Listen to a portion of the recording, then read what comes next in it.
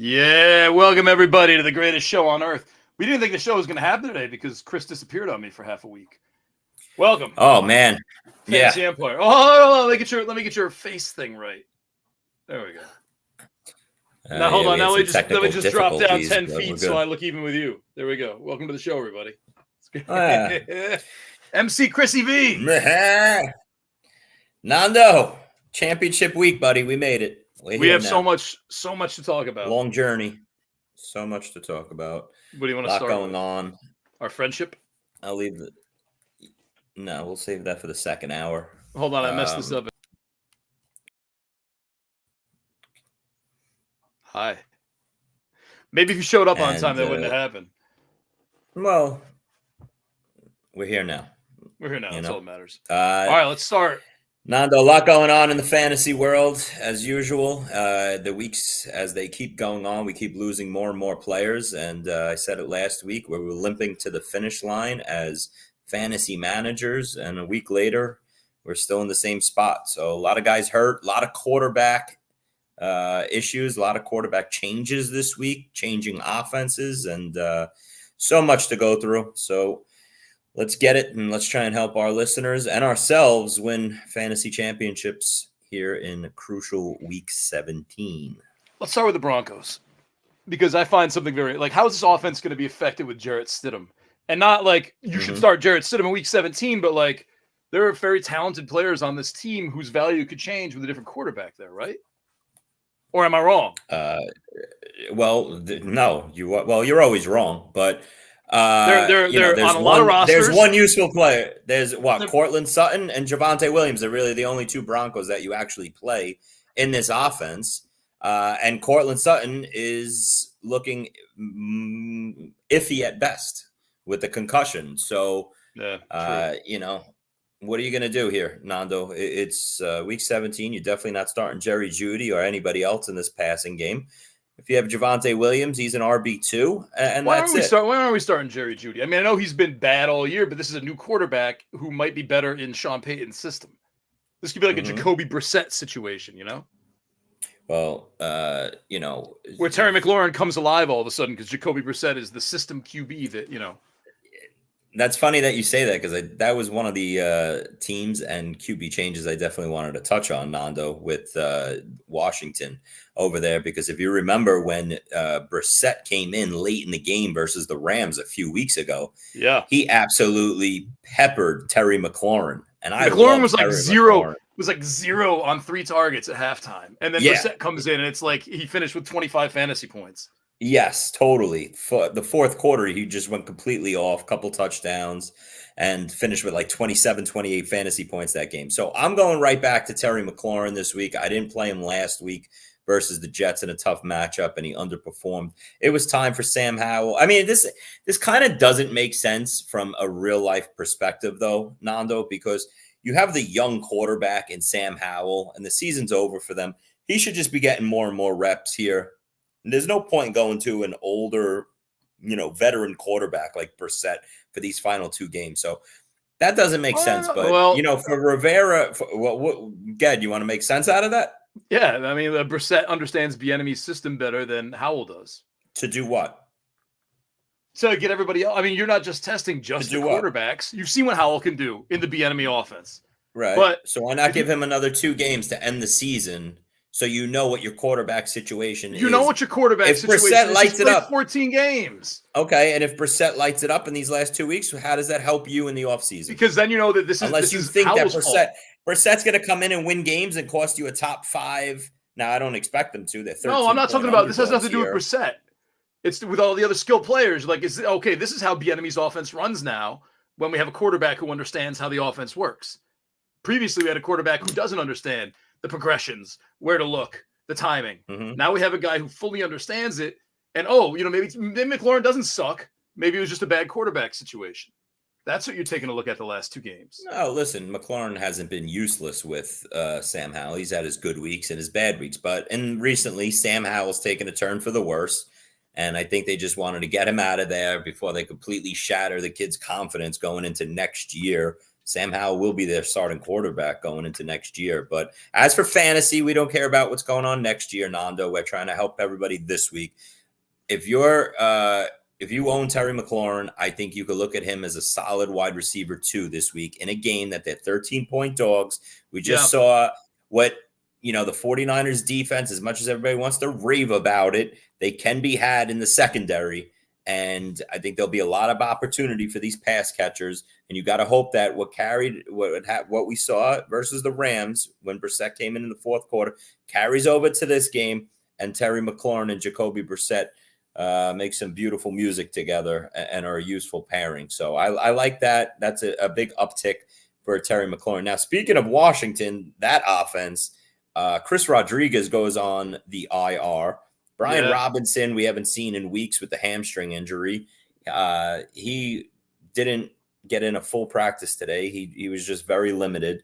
Looks like Antonio Gibson is going to be one of those running backs that completely comes in and gets the full workload, along with many others in this championship week.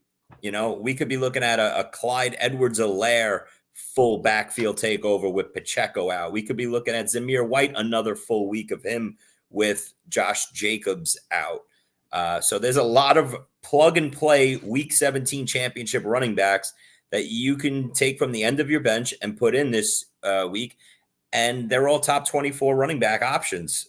So they're all, I like Edwards-Helaire the most out of all these guys if he starts.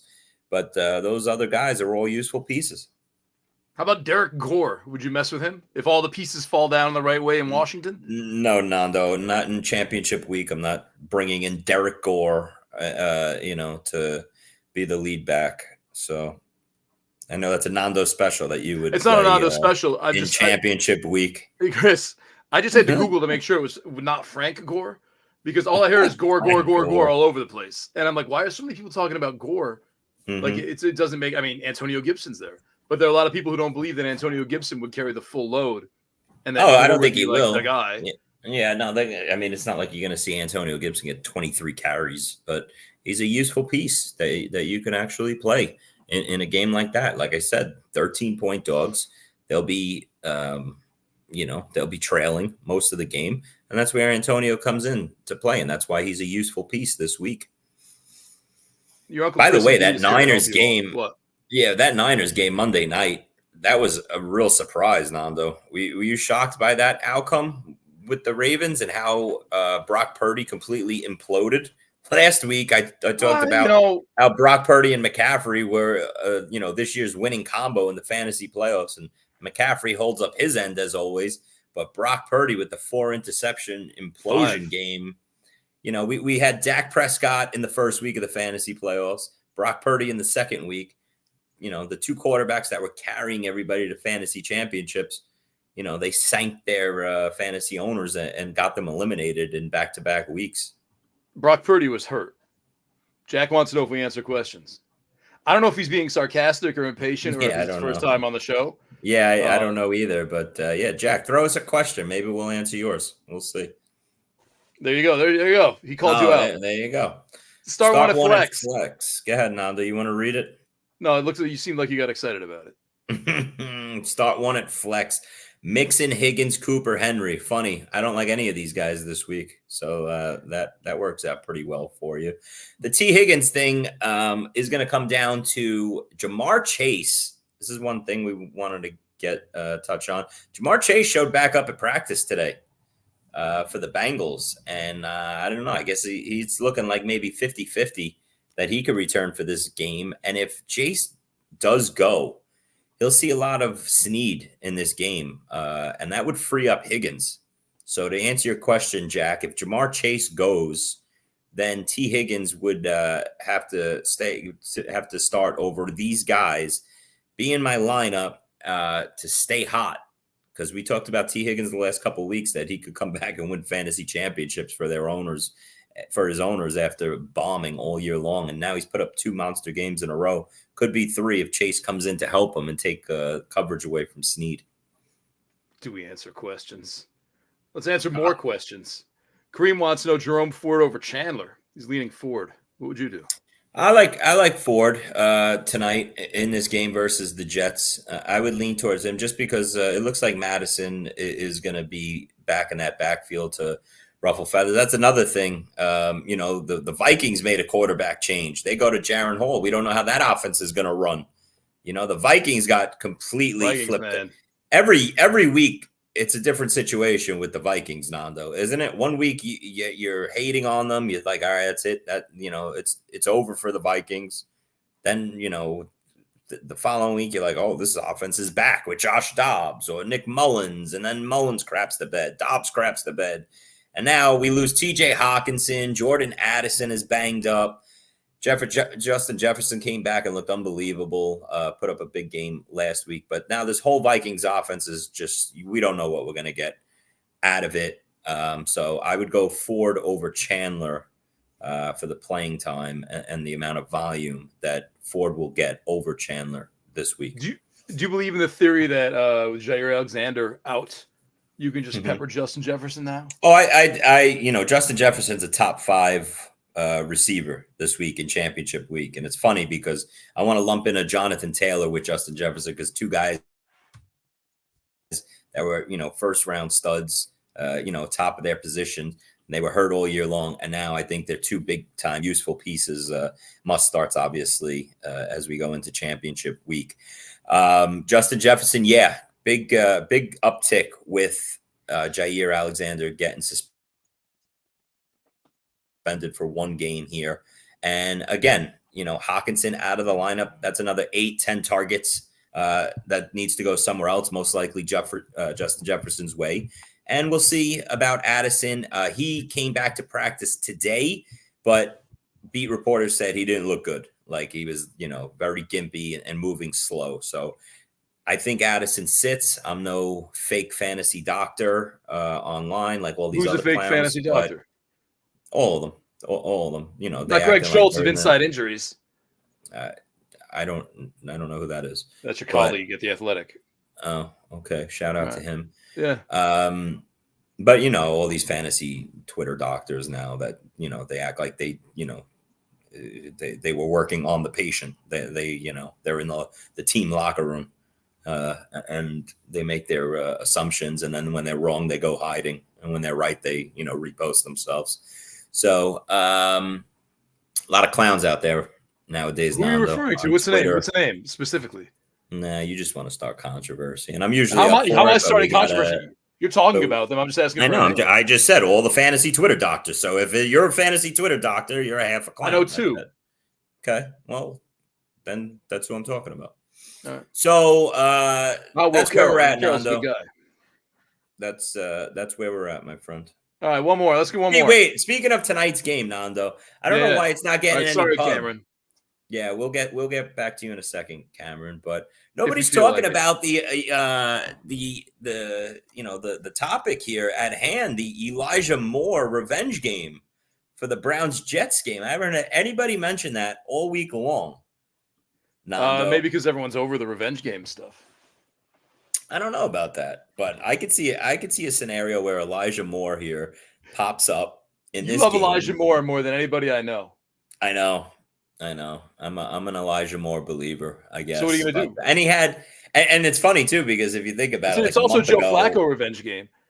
And maybe they can do it together. But the funny thing is, when Flacco took over this offense, the first game, he was peppering Elijah Moore, and everybody got excited again for Elijah Moore because of the rapport he had with Flacco. And ever since then, what's happened? Elijah Moore has gone like disappearing, and Flacco fell in love with Njoku and Amari Cooper to the point where what we're seeing, especially last week, but even the weeks before that, is Flacco has turned Amari Cooper into an elite wide receiver 1 this past month, and Njoku into the tight end 1. Basically, a top 3 tight end stud, and forgot about Elijah Moore. So wouldn't it be ironic in tonight's game versus the Jets that it becomes Elijah Moore with Amari Cooper banged up? So people might not even realize it's Thursday night. It's the holidays. You don't know what day it is yet. It feels like every day feels like Saturday. Yeah, you're in your fantasy championship, and then you wake up tomorrow and you're like, oh my god, I missed the game.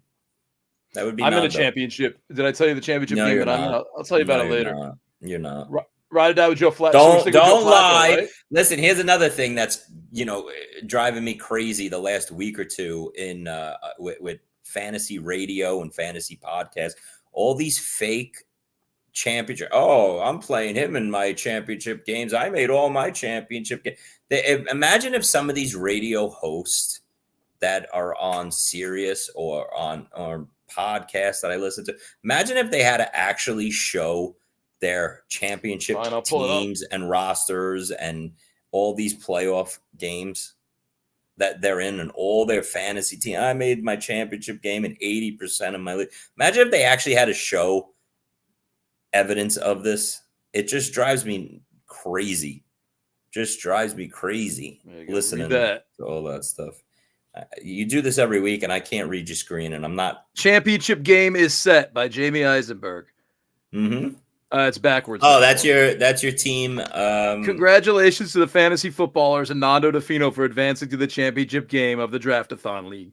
$100 for St. Jude on the line. Nice. All right, Nando. I was just joking. I totally believed you, Nando. I know this is the team you've been talking about that you didn't draft your own team. You took Dave that's why I made the final rankings. Yeah, because if you took your own rankings, you would have been eliminated 2 months ago. It's hurtful, but also not true. Yeah. But a lot on the line, Nando. A lot on the line this week. So good luck to you, man. What is this for St. Jude? That's why. So what I did was I shot Dave a note. Well, I shot Dave a note, and I'm like, listen, man, like this is basically your team. So why don't we make these final week moves together? And so we made a bunch of free agent moves together, hand in hand. Another way, yeah. You definitely discussed it. You said, "Here's my PIN and password. Let me know how we do." No, I didn't do that. I know your deal. He sent me a group of players. He sent me a group of players. Well, no, no, let's not start. Because co-owning a team with Chris Vaccaro means just standing by and waving. And you get to pick the last 10 players in a 50-man draft. And he's like, well, the guys you picked sucked. Yeah. And then it turns out like 2 months later, they're the guys who saved the team because the first 40 rounds were done so poorly. No. That's usually how it goes. The last time I left it in your hand, you completely ignored the draft and drafted 19 straight pitchers in a row to the point where people were sending us emails laughing at us. Yeah, that part was my bad. I was not paying attention to that. Yeah, well, I mean, that's to that team makeup. Nando, CJ Stroud returned the Flacco today. Question? Oh, yeah. It's been on the screen for 10 minutes. Sorry, Cameron. Let's get to your question real quick. Ride or die with Cool Joe gunslinging Flacco. There was no question, Nando. That ride or die. Oh, so there's not a question mark at the end of it. Ride or die with Cool Joe gunslinging Flacco? Question mark? Cameron, if you could resubmit that with a question mark, we'll get you an answer. Okay? I mean, all she was saying was that she was riding and dying with Flacco. So I think Cameron's a guy. Okay, well, either way. Cameron, Nando, you could also write back and let us know if you're a guy or a girl. You get an answer if you're a girl. CJ Stroud returned to the Texans. I saw you dumping on Des Bryant on Twitter this week. Okay. Until Lisa Ann said so.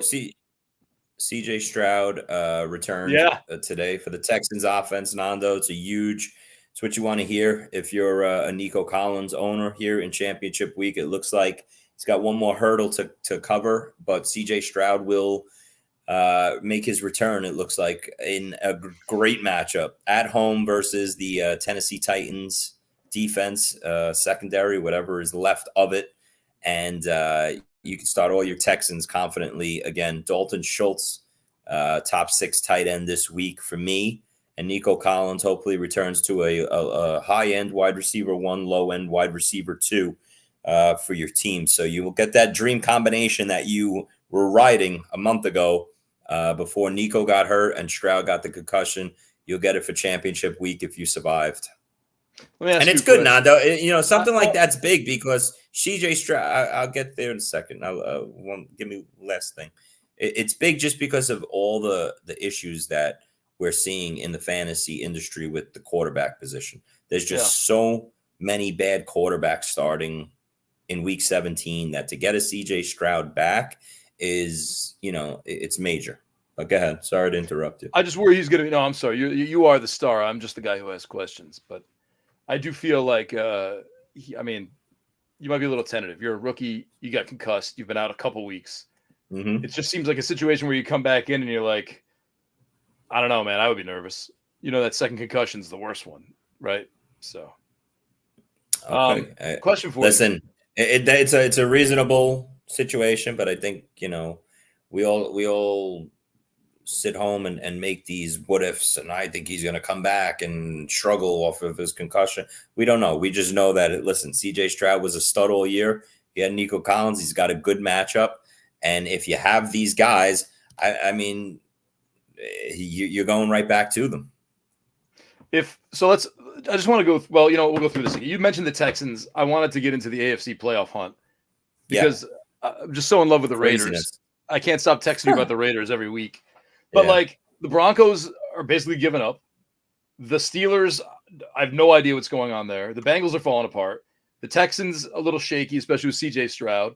The Colts are garbage. I mean, the Bills are hot. They're not going to overtake the Bills, but they were hot until last Saturday, and I don't know what the hell that was. But yeah, I mean, each of these teams have major question marks, Nando. And the Raiders they have a little easy walk. They can walk right in. Maybe they clip a 7 seed, Nando. That's what I'm saying. It's any of these teams can do it, and it's I've been saying it for weeks now. It's a 2-horse race in the AFC. We saw what the Chiefs are. The Chiefs are absolute trash. They're garbage. Whoever wins the AFC South is garbage. Between any of these 3 teams, I thought the Jaguars would be a solid third AFC team, and they're just so banged up. Trevor Lawrence has got the sprained shoulder now. We might get CJ Beathard, and they're a mess. They beat hard.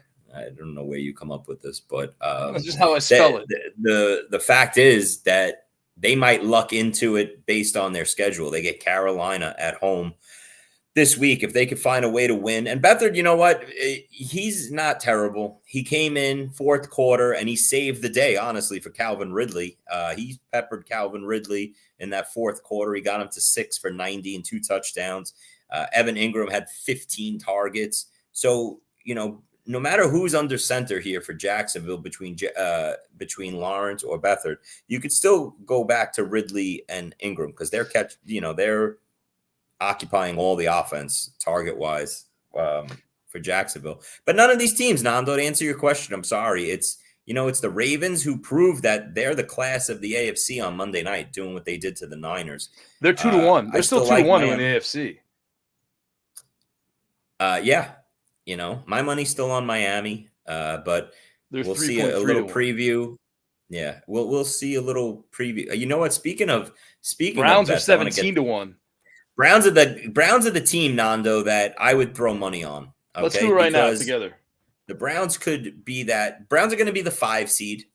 Okay, they're gonna open up against probably the AFC South winner. Probably be favored or beat them. They can be one of these teams that just rides their defense to an AFC Championship game, and maybe they got to go into Baltimore and win. They'll be familiar with that team. They're the dark horse AFC contender, in my opinion. Them in Buffalo, but something's not right with Buffalo, Nando. I want to try and hit on as many teams this week as I possibly can. So Buffalo was a real disappointment. I laid the number in LA versus the Chargers last Saturday night. They almost lost that game outright. There's something seriously wrong with Stephon Diggs. I've been calling for a huge Stephon Diggs outbreak the last couple of weeks. He was set up perfectly in that game indoors versus the Chargers secondary that got murdered the week before by Vegas and Devontae Adams, and he came up short again. So, this is like 5 or 6 weeks in a row of disappointments for Stephon Diggs. I don't know if it's going to get corrected, this year, or if he's fighting through an injury, maybe. But the whole offense just looks off again. Josh Allen was overthrowing guys, underthrowing guys. He's just not on target. You thought that they were turning the offense over to a more run-heavy attack with James Cook. We all got excited for James Cook. Going into last week, having him as a top 3 running back, thinking that we could ride him to a fantasy championship. He drastically lets us down with 6 fantasy points, completely bombs out for a lot of owners that had faith in him.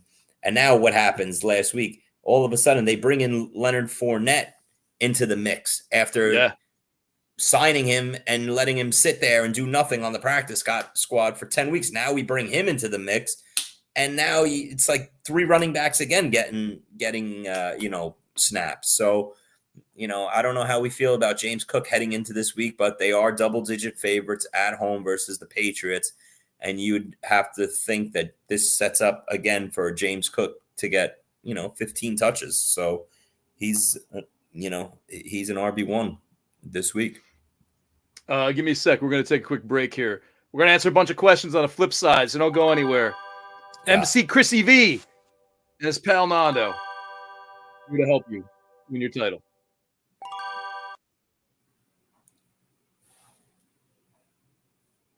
This episode is brought to you by Rival Fantasy. Rival Fantasy, the coolest fantasy platform not enough people know about, but they will once I'm done, baby, because they're always innovating. They just rolled out seasonal leagues. We set them up for patrons, for our listeners, and they funded over $1,000 in payouts. That's what Rival's all about. They're always innovating. They already had the fantasy book where you can take overs and unders, stack them up, multiply your payout, but then they added challenges so you can set your own lines and put them out there for the community, and then you can browse the community's lines and say, hey, this guy's crazy, I'm going to take the other side.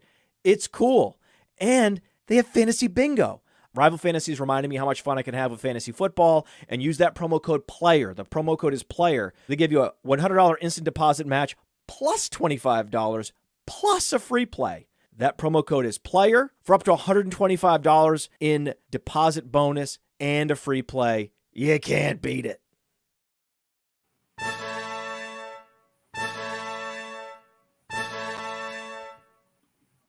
We're back. Let's get some more questions, Christopher. Yeah, I see somebody obviously making fun of you and your Stroud comment. No. I didn't. No. I didn't say that he was going to get a second concussion. I said he might be playing a little tentative. If you pass concussion protocol, you go back and you're ready to go. Nobody's going in with the mindset of, he's going to get concussed again, because you don't know his mindset. You don't know his mindset. Me and you could get concussed with the wall falling down on our head. You don't know that. So I'm not saying he's going to get concussed again. We got to worry about that. Listen, I just like when the listeners call you out for your dumb comments. That's all. Rams 30. Don F says you'll hunt them down. Rams 30-1 to win the NFC. Wait, that's not the one. You're putting this up yourself. Go ahead. Yeah. This is a popular bet, Nando. That was up during your monologue 10 minutes ago when we lost 6 viewers live. Whatever. You must have missed it because you were just go ahead. The Rams 30-1 is a popular one that everybody seems to, be in love with, for a long shot. I don't like it, though. I think the Rams are going to be one and done in the playoffs. They're a nice little story. They take advantage of bad teams. Offensively, they could get it done, but they don't have enough horses on defense this year to make a playoff run. So it's a nice story, though. Stafford's doing great things with Kupp and Puka again, and, we all love Kyron Williams, but not happening. You made Don feel bad for the Ram. I know, my bad. So that's that. Nando, we got a major issue here with Jalen Waddle. I don't think there's a bunch of receivers. Sorry to the 50 of you. What? We're not just going to keep answering questions one after another. We'll get back and forth, but we got to get to a lot of topics, Nando. A lot of wide receivers. A lot of wide receivers are banged up coming into championship week.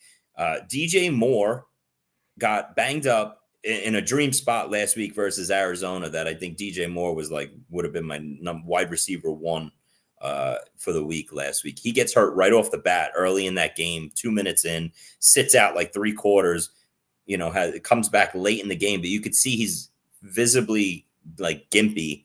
And from what the injury looked like when it happened, it looked like a high ankle sprain. So that there hasn't been much reported on it. He's been limited. I'd be very hesitant to start DJ Moore. I think he's going to try and fight through a high ankle sprain. Then that's the story with all these receivers. Jalen Waddle got a high ankle sprain. He's looking doubtful for this week. And even if he does suit up, he's got this high ankle sprain injury. How confident could you be starting him? So these are 2 monster receivers that people were excited about the last couple of weeks with their matchups and how hot they were getting. And now they're in trouble. Same thing with Cortland Sutton, like we talked about with the concussion. I'd stay completely away from that Denver offense this week. And Michael Pittman returning from the concussion. We just talked about CJ Stroud. He showed up to practice today finally again after having the setback that's really was a storyline of last weekend where he traveled to Atlanta to play, had a setback, reported concussion symptoms while in Atlanta. I guess he got messed up on the flight over and then was inactive for game day. So a lot of big-time wide receivers, big-time names that, helped you for 16 weeks with question marks surrounding them. You have to be prepared to have your, reserves in. And we have a crazy setup for this week, Nando. I loved this past week's setup with the games scattered everywhere on multiple days. I hated it. Why? You like that? Why? You complain when there are only 3. I hear a lot of people Sunday. actually on your. I'll tell you this. I speak to a lot of people, and the consensus seems like it's more on your side that people don't like it, but I don't understand it. If you're a football lover and you are heavily involved in fantasy, why wouldn't you want more standalone games that you could focus on? It's so drawn out, man. It's just so I like it all at once. Like it's just so drawn out the other way. You just want to get it over with and everything, and that's what's going to be this Sunday. That's not true. So, that's not true. That's hurtful. You're not watching anyway, so it really doesn't factor in with you. But I watch a lot of games. I don't know why. I loved this past week and the setup of it. I really did. But all right, to each his own. This you say that as a bar owner because you could suck more people in over the course of 6 days. Yeah, on Christmas Day, I could suck more people in when we're closed on Christmas Day. You probably just enjoy seeing him knock on the door. You're like, get out of here, we're closed. Through your ring microphone. I'm just sitting in the bar by myself and saying, get away. But there's 10 games at 1:00 on this Sunday and 3 at 4:00. And then we have the 8:00. There's no Monday Night Football this week. And they threw us a bone, giving us this Dallas-Detroit treat on Saturday night. That a lot of fantasy championships are going to be decided on that game with all the players in that contest, on both sides of the ball. Joey Brown asked Jared Goff or shout out Joey Brown. For me, I think it would have to go. I would lean towards CJ Stroud in that matchup, unless I had like an Amon-Ra and or Laporta, and then I would just go if I'm in an overall contest, I try and just go for the hookup with Goff to Laporta or Goff to St. Brown and play it that one. I like both of them. No doubt, we're getting a total of 54 in this Cowboys-Lions game. I expect Dallas to boat race this Lions team. The Lions are coming in on the road after winning a game on the road, wrapping up their division. There'll be a little bit of a letdown now. Dallas is home again where they're 7-0 this year. They're desperate. They're coming off a couple losses. You got to look for this Dallas offense to get back on track, put it together, and probably win this game by about 14, 17 points. Jared Goff has been putting up the numbers, though, in this offense. But they might want to slow down this Dallas offense and run the hell out of the ball with Montgomery and Gibbs. So, this could be a Jared Goff 250 and 1 or 2 touchdown type of game. We got another question about Stroud or Mayfield then. Follow that up. Yeah, Baker's been really hot, but it's CJ Stroud over Baker for me. Look at that. Our boy Joey Brown has Stroud and Nico. Yeah, I would go with that. I would go with that combination. I'd like to answer some more questions of that. This one I find interesting is Cooper or Dubs. Cooper's going to have Sauce Gardner all over him supposedly in this game.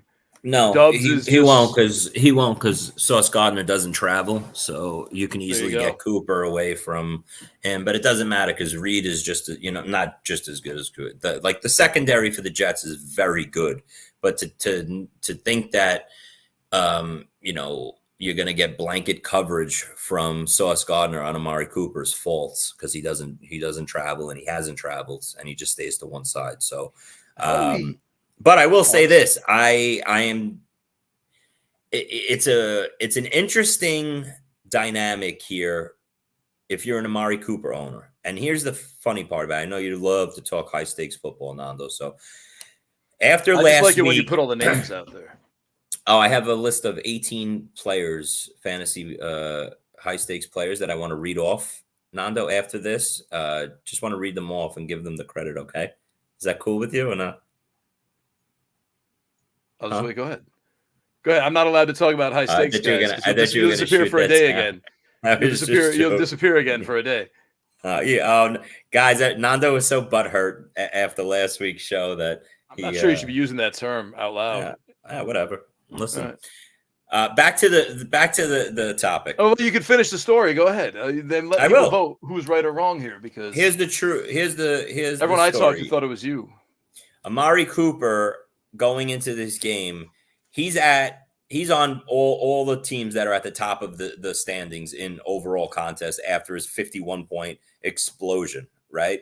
So now you're in a situation where Cooper got you here, but on a short week with a heel injury, and at the end of the game, seeing him, gimpy. Yeah.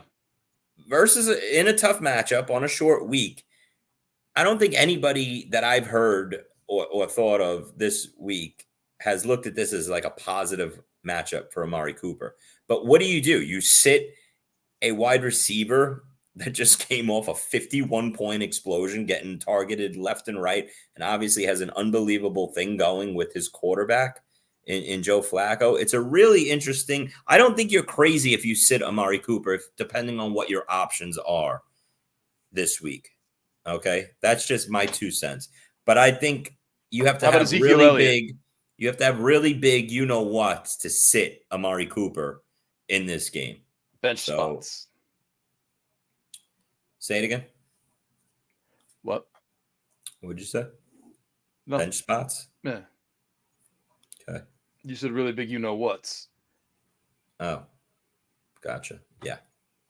But it's definitely not an enticing matchup. I'd be shocked if Amari Cooper had a 25-point type of game versus the secondary and the Jets. And again, this game just has ugly 17-13 written all over it, in my opinion, tonight. And, on the Jets side of the ball, Breece Hall coming off that monster game last week, you have to go right back to him, but I don't think you could be excited about him in this matchup. You got to hope he does it on volume. This Cleveland's defense is nasty at home on a short week. So, it's just one of those games that, there are a lot of startable pieces in it. It's just on paper, it just doesn't look like what you want it to look like. I'll say that much.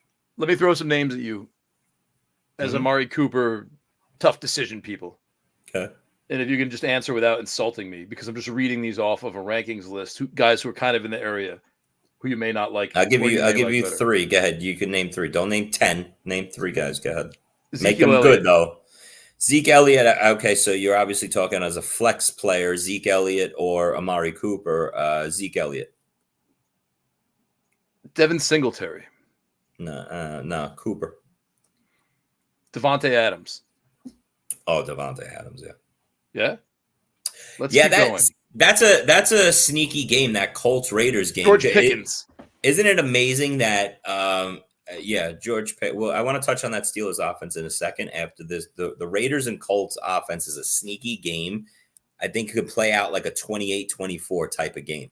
And you might say, like, well, how the hell is that going to happen after seeing what we just saw? Aiden O'Connell pulled off an amazing stat that he didn't complete a pass after the first quarter.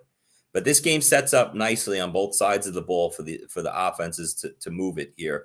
And I think this could be an under-the-radar game. If Pittman clears and is fine and good to go, I think Pittman could put up big numbers in this game. Devontae Adams could put up big numbers in this game. And, we already talked about how Jonathan Taylor I really like in this matchup. And Zamir White could be a nice flex play in championship week. I do feel like everything you just said leads you to believe that the Raiders are going to make the playoffs. There's a high stakes guy entering the chat. Billy Waz, oh boy, Billy Waz. If Cooper goes, Flacco will give him 10 plus targets, like you said. You got to have some. Yeah, that's the truth. That's coming from one of the best in the business right there, and he's right. It's weird you didn't rank him in your top 15. I will say last week because I've had a couple friends text me this. If you want to get creative, if you're in an overall race, right, and just say you have Amari Cooper. This is the scenario, Nando. You have Amari Cooper. He got you into like decent position. Just say you're in 15th, 20th, 25th place. Yeah. And you look ahead of you, okay? I'd say probably in the top 12, 10 out of the 12 guys probably have Amari Cooper. Yep. If I was that guy that is outside of that range with Amari Cooper, that gave me a big second week, I would sit Amari Cooper and try to make it elsewhere because I'm not going to make up any ground over the guys that are in the top 10 or 12 that Cooper got them up past me, right? So if they got a 20, 30, 40-point lead on me, you're going to have to assume that they're all going back to Amari Cooper in their lineups. Because, would you?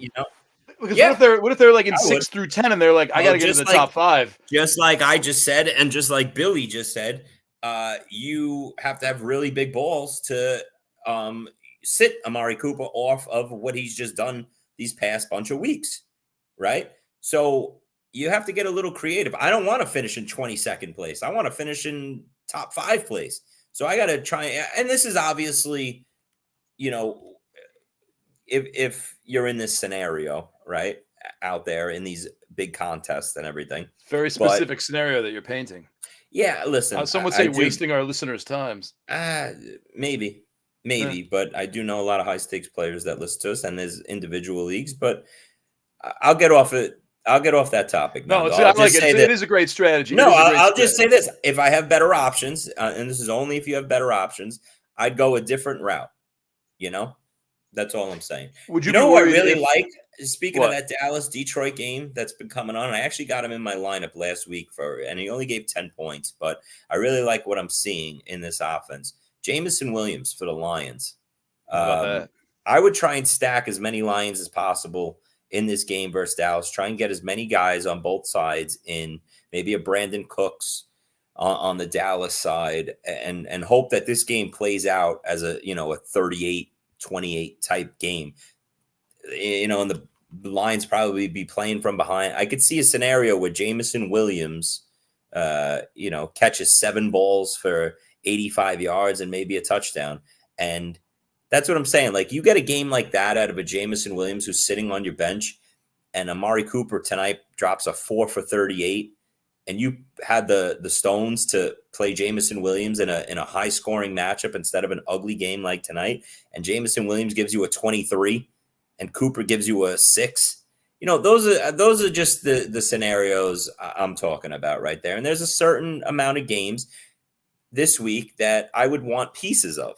And that Pittsburgh-Seattle game, Nando, that you wanted to talk about, that Pittsburgh offense. I don't want to talk about who saw that George Pickens performance coming last week? But he goes and puts up 35 fantasy points, and nobody had him in their starting lineups.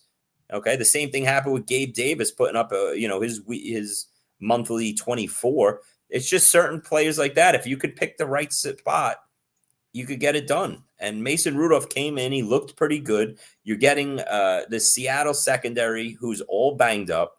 Okay, got to see the status of Adams and Witherspoon again. But the Seattle secondary can be had. And now you're bringing in a quarterback that looked like he had confidence in Mason Rudolph. And if you had George Pickens on your bench last week, well, now you got to bring him into your lineup this week. Him and Deontay Johnson could really make, havoc versus that Seattle secondary. Maybe you could get into a game where it's 28-24 and there's, big time receiving yardage on both sides. I'm trying to think of some scenarios where we could take what you're saying and translate that into a start-sit question, but it's always you poo-pooing it. Like, I would like to know who you're starting Brandon Cooks ahead of. And like what the rest of your lineup might look like. It seems way too specific, but yeah. I mean, you might have made the call of the century telling people to start Brandon Cooks in their championship game and have the balls to do it. And if it turns out like he has like a 26-point game, like imagine that. But I'm just wondering who. Like, I don't have particular names. I hear what you're saying, Nando. Gus Edwards or Brandon Cooks? No, I Gus Edwards in this game. Gus Edwards is getting the touches and everything. Oh, Drake I'm London. just saying, Nando, here's my point. I would go with Brandon Cooks over Drake London. All right. Okay. That's a decent scenario because you look at those two and you're like, oh, Drake London, I drafted him in the 4th or 5th round. I got to put Drake London over Brandon Cooks. But you know what? The point of the topic is that it's guys that have underperformed lately. But if you could plug and play in a right spot in a game like that with Dallas and Detroit with a 54 total, can't just be CD Lamb catching 18 balls for 250 yards. Like, right. I see a scenario here where, unless it's a huge Tony Pollard game on the ground, and I'll bet against that because Detroit's strength is against the run instead of in the secondary. But Dak is going to cook this week. He's got the whole stage to himself on a Saturday night. They're coming off 2 bad games, 2 losses. I'm saying they obviously have to win this game. They're 6-point favorites with the 54-point total. Dallas is going to score 30 something in this game. And if you could catch the Brandon Cooks bomb touchdown and add in a couple more catches, and at the end of the day, he's, 6 for 105 and a touchdown. I'm just saying, you got to cash in. If if I had Amari Cooper tonight and Brandon Cooks sitting on my bench, I might lean Brandon Cooks just for the upside. That's all this time we've devoted to Amari Cooper. And I would say maybe we'll go Brandon Cooks ahead of him. Yeah. All right. Look, that sounds like something that if I said, you'd be like, get out of here. You don't watch the games. Billy Waz knows what I'm talking about. Get out of here. No, you would talk about Derek Gore. That's who you would bring up. Hey, man, I mean, I think objectively, if we go through all the transcripts of all the shows we've ever done together, I probably have more good calls than you do. That of all the absurd things you've ever said in our show, you're a walking auto draft. If you rounded up all the absurd things you've ever said on this show, there would be no difference that I in get the teams that they peppered auto with. drafted. That would be your number one most absurd thing, that you think you have better calls than me. I've helped more people than you have. Nobody asks, and that's what this job is all about: is helping. Nobody asks. Nando, how about this MVP race, which is a big topic this week in football? Oh yeah, I just got a text about that. Someone's got a scenario. So last week, going into that Niners-Ravens game, Brock Purdy was the favorite, MVP favorite. Yeah, I bet 2 guys before the season in August to win the MVP. And one of them was Lamar Jackson, 14-1.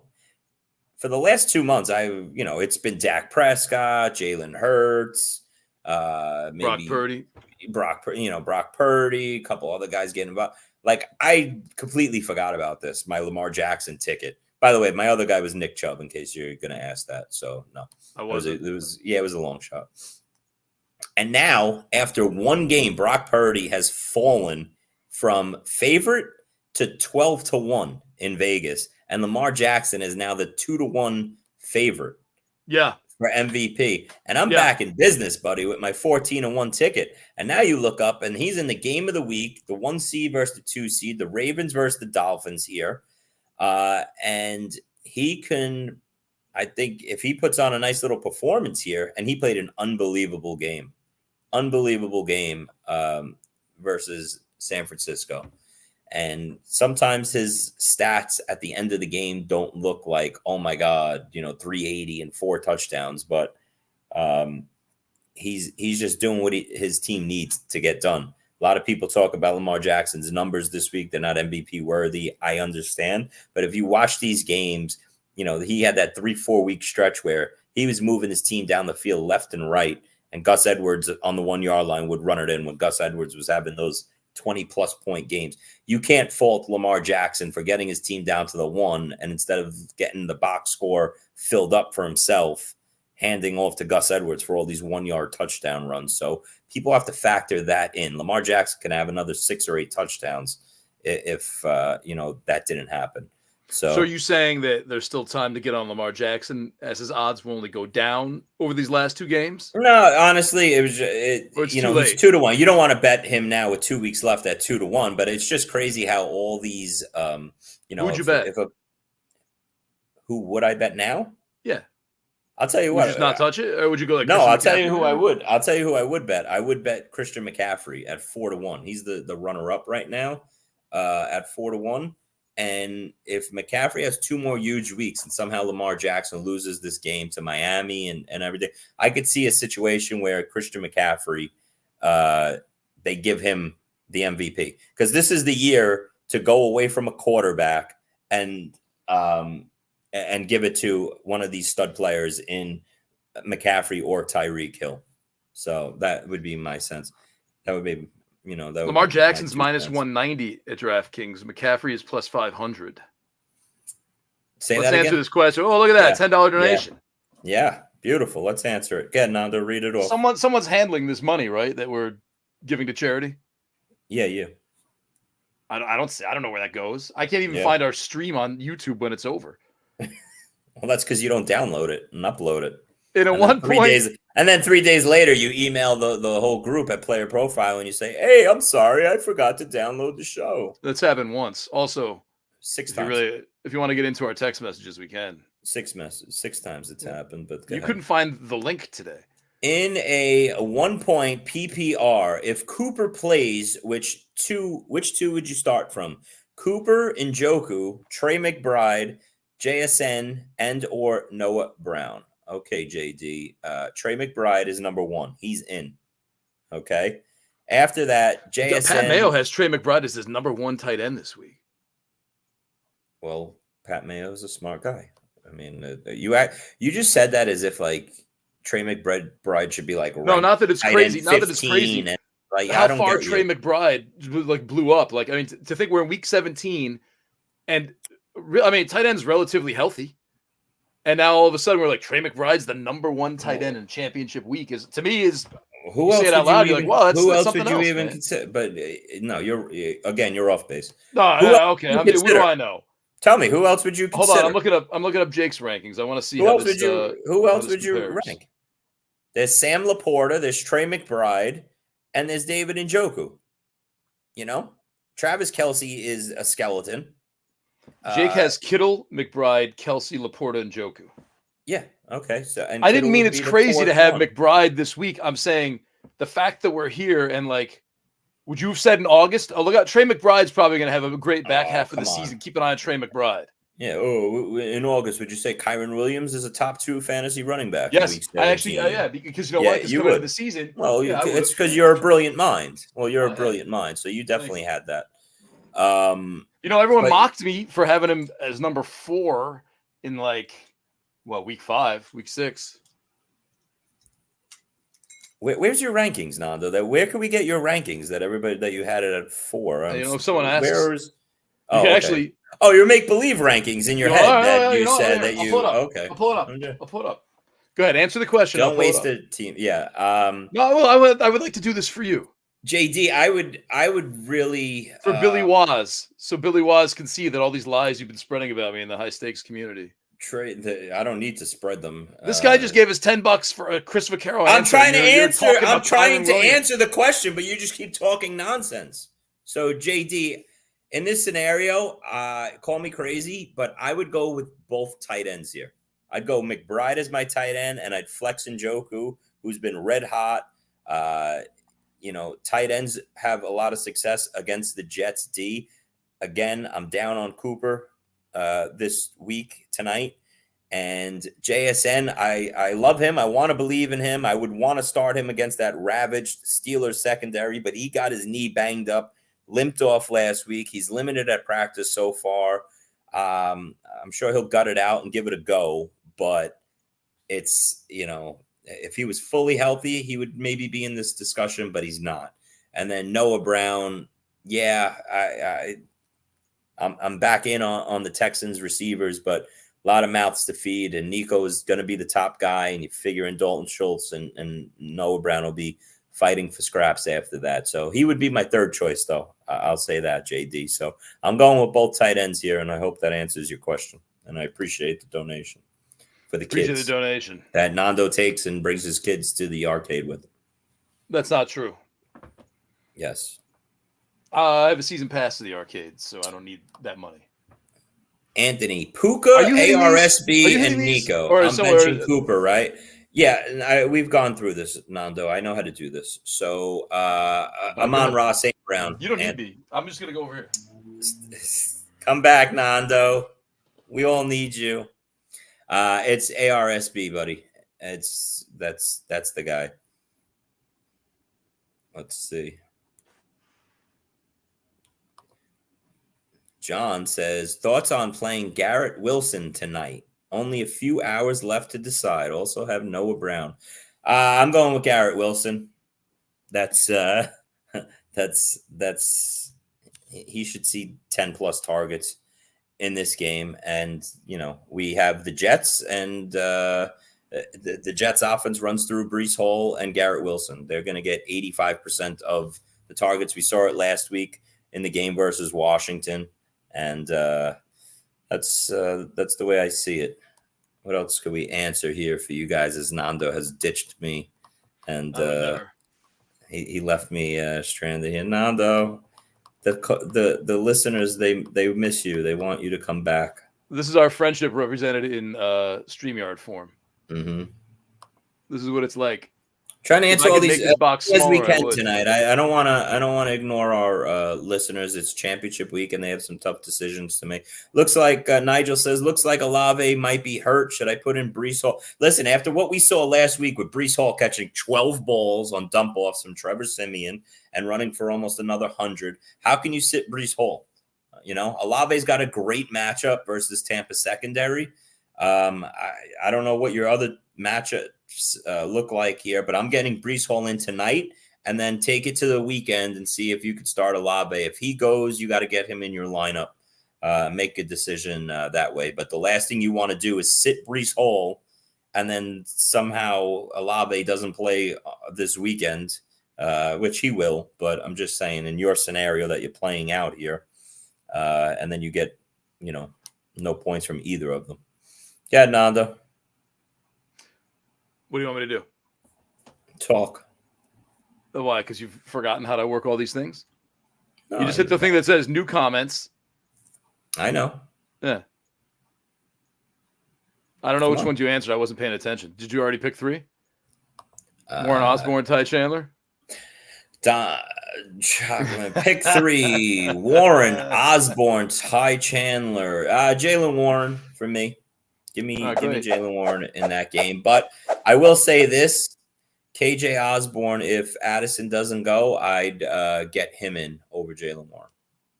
Let's do these a little quicker. Go ahead. Well, let me scroll. Oh, wait. How come it's not letting me scroll up here? What did you do to this? And blame it on me. Yeah. All right. Well, Nando's for the people listening at home, Nando's turned into like a really big exaggerator and a lot of lies. He spews a lot of lies behind the scenes here at Player Profiler. So about what? I don't know. Name one that I've spewed. No, I mean, instead of answering these questions, you're just stalling in the worst way. No, I don't want to get into it. Nobody cares about that. They want their questions answered. So let's. So answer them. ETN, Bijan, JT Hall. Pick 3 and Ridley. I didn't see that. ETN's been a real disappointment lately. Bijan finally had a nice game. JT Hall, pick 3. Who sits out for me? I got to get ETN in this week. I got to get Bijan. That's a tough one, Gibbs. Let's see. Taylor in, Bijan in, and ETN in. And Ridley or Pickens? Pickens. How about this one? I can't between Godwin and Cooper. Godwin. That's you love the Bucks, man. Tyler's probably the one handling all the money, right? Again, yeah. Tyler, what are you doing with all the money that gets donated to us, Tyler? Yeah, I'd like to know. But anyway, it's still an amazing stat to me with the year that Mike Evans is having. After last week, it's 102 targets for Godwin and 101 targets for Evans. Okay, and Godwin has come on nicely lately, but another monster performance from Mike Evans last week. 6 for 76 and 2 touchdowns. He's having a wide receiver 1 season. It's unbelievable. But it's just funny to me that the targets are pretty much dead even. And, shout out to Baker Mayfield, who's now turned himself into a top 10 fantasy quarterback going forward these last couple of weeks. Nando, I love this week. The week after Christmas, we have all these bowl games on. I get to bet on all these bowl games and see them. Time off from work. It's really low key. You can focus more on fantasy. Got all our fantasy championships, up for grabs. A lot's on the line. It's just a really chill week, right? This week between Christmas and New Year's Day. And I'm looking forward to next week. Except you made us do the show. Well, I'm not going to leave our listeners, loyal listeners, after 16 weeks during championship week, Nando. Only you would do that because you don't care. You're not a man of the people like I am. We're doing it a day and a half late. And I'm looking forward to next week. Next week, we're going to have a nice, chill show. All the stress will be behind us of all these fantasy leagues that are up for grabs. And we could start talking about the offseason a little bit. We'll be here, for shows all off season long. We'll cover the draft. We're going to cover fantasy playoffs. We'll be here once every 6 weeks, I think. Yeah, well, we'll do a show. We're not going to completely leave you. And then we're going to get into after next week for week 18 to talk maybe some DFS or props or gambling. The week after that, we'll start talking fantasy playoff contest. Yeah, super boring. We could do that and everything. So, we have a lot of things planned out. Nando doesn't want to have anything to do with this, but I'm forcing him to do it. And so shout out to me. And sorry to all of you whose questions Vaquero has monologued over. Let's get a couple more before we get out of here, man. I love Supremus has been sitting here for an hour. I think you're just afraid to answer Njoku versus McBride. It's not that. It's, Jerry Rice or Randy Moss. It's one of those questions. Everett, Shig, or two Schultz? Top tight ends this week. Pick one. Trey McBride to answer his question. All right. Answer Ronald. Everett. Oh, look, he wears shirts like you. That's pretty funny. You're good. Yeah. Good joke, Nando. Thank you. Schultz, Ronald. I'm going with Schultz. Rico Dowdell. How does this change your view on Pollard? You know what? During the show, I don't know if that came through, so I don't know if did not see that. Everyone's seeing. You're the only. Maybe you could keep up on the news before you do these shows. I was completely up to date on my news, so if it happened in this last hour, I haven't been following the news, so that's all I'm saying. No, it'll add more to Tony Pollard. Listen, you're starting Tony Pollard regardless, so. Add another 5 to 7 touches. Tony Pollard this week, if you're not going to use him in championship week, when are you going to possibly use him? Props to you for getting a Tony Pollard team to the championship. And he's an RB1 this week, top 12. So doesn't change my opinion on him. Maybe it's consolation. Maybe it's not championship. Well, regardless, either way, you're starting it. Ronald, shout out to you, man. It looks a little different when you wear it. Yeah. All right, last one. Let's get Jack, and then I'll play the music. Yeah. Pick 2 wide receivers and a flex between James Conner, Rashee Rice, Amari Cooper, Devon Smith, Rashee Rice, and T. Higgins. That's your answer. There you go. Wish you all well in championship week. Go win your titles, and Nando will be back to annoy you guys next week with myself. Will I? Maybe. I might replace you, honestly. Go ahead, man. Joel wants to do it. Next week, Chris Vaquero, Joel Pinheiro. I'm going to leave Chris up here awkwardly because he doesn't know how to remove himself from the screen.